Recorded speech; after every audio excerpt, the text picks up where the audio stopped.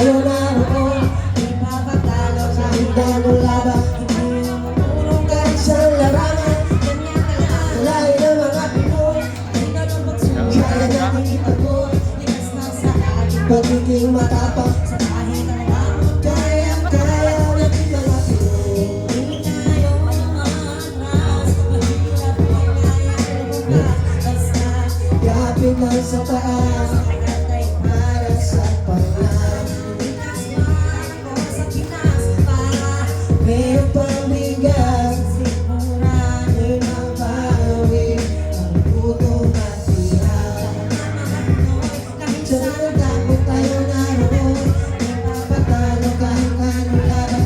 Hindi umulong kahit sa larangan. Ganyan talaga lahi ng mga Pinoy. Kaya natin itaboy, sa ating pagiging matapang.